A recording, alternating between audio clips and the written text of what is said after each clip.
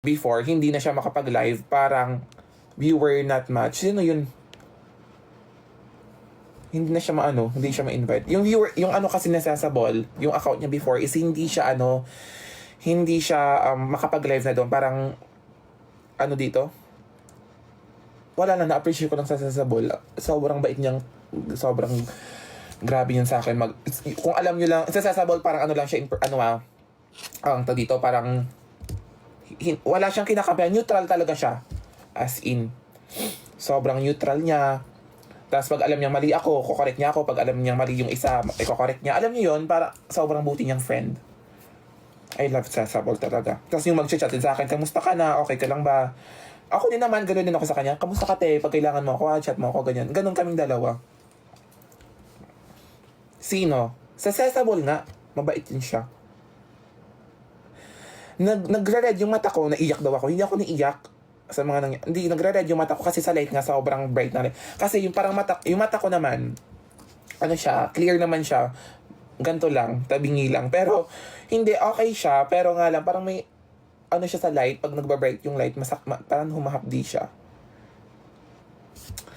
Invert QD. Hindi! Mali!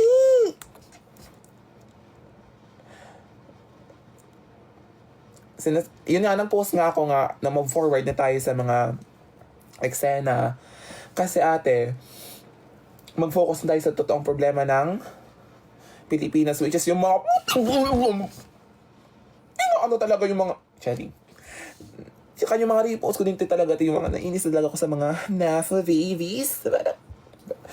Pero ikalma natin yung sarili natin kasi magtutulong-tulong tayo para maitakwil yung mga tao na yan sa pwesto na parang hindi nyo deserve yung chair. Ay, hindi. Okay. Love you nga. Hi ma. Hello. Alam nyo ba? Ito yung kwento. Ito na. Kwento ko na. Yung nangyayari sa Philippines, yung ginugulo-gulo. Akala nyo chismis naman. Din kayo eh. Hi ma. Kamusta ka na? Nasa healing pa din. I mean, yung pain, nandiyan pa din siya. Pero, alam ko magiging okay din siya as time goes by. Hindi man sa ngayon, pero, Tsaka ate, Diyos nga nagpapatawad. 'Di ba? Tayo pa kaya? Yun nga yung sabi ni Mama Ot, magpatawad. Kasi, lahat naman tayo nagkakamali siguro. Wala naman atang perfectong tao sa world na to. Wala namang, 'di ba? Puro na lang kasamaan yung ipapairal ng tao na to. Hindi kita papatawarin. 'Di ba? Hindi naman tama yung ganun, 'di ba? Dapat, it's just, parang, kailangan na siguro ng time talaga.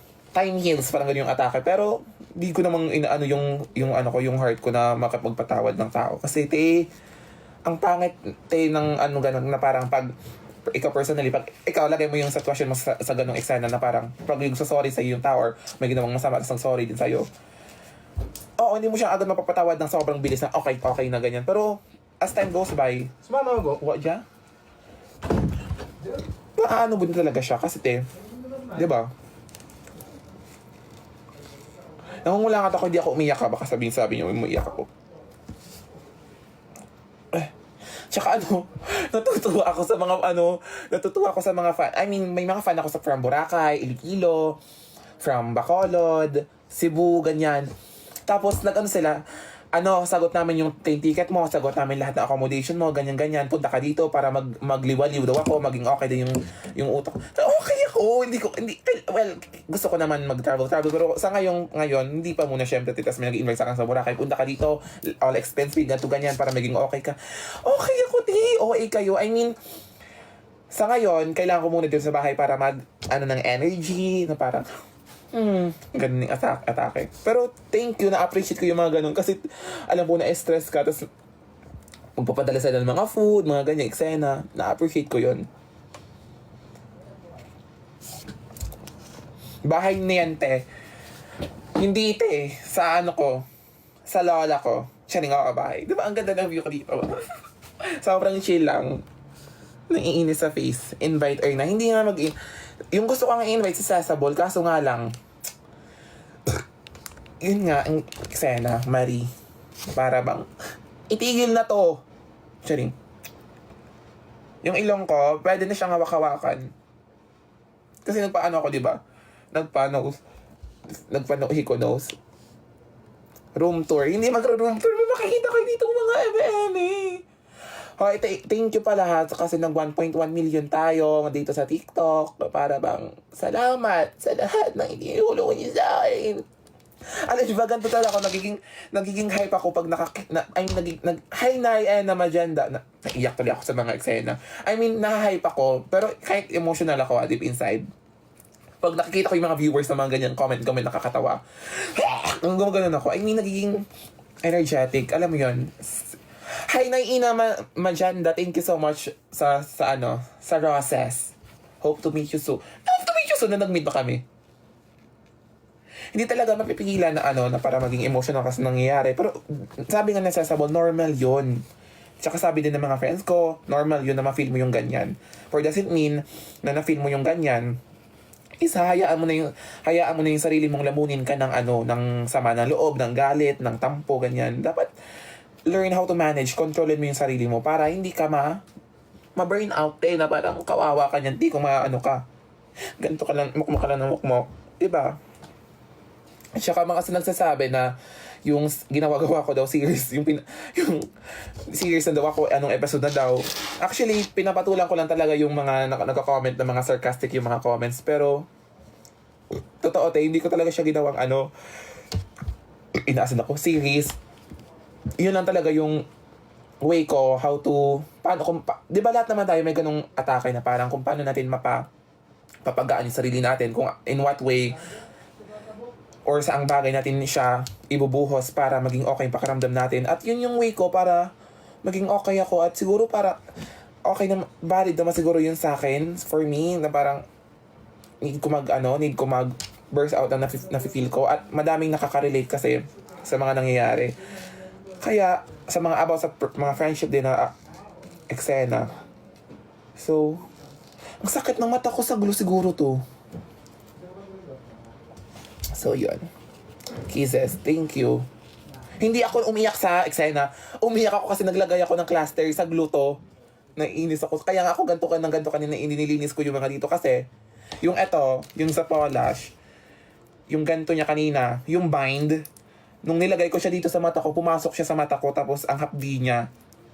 So, nung gumagawa ko ng video, ganun ako kasi nag-cluster ako always. Mahapdi siya sa mata talaga pag napunta yung bind sa eyes mo. So, nililinis ko siya. Medyo mahapdi pa siya onte. I love you, Mima. Mahal ko kayo. Yun nga, wala akong karapatan. I mean, it takes time to, yun nga, magpatawad. Pero alam ko na magkakapagpatawaran naman talaga kasi, di ba?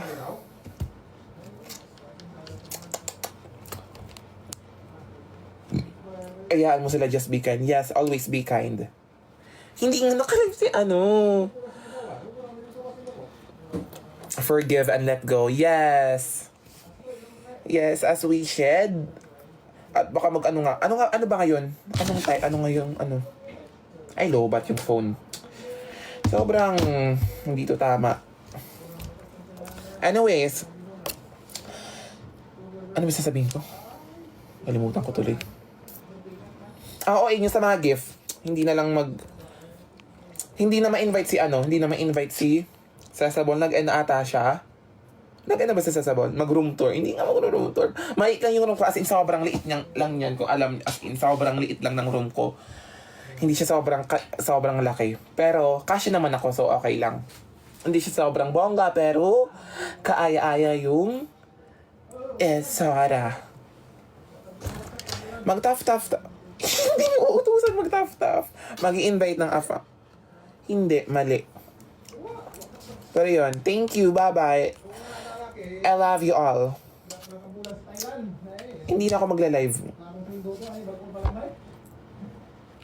Babalik ako.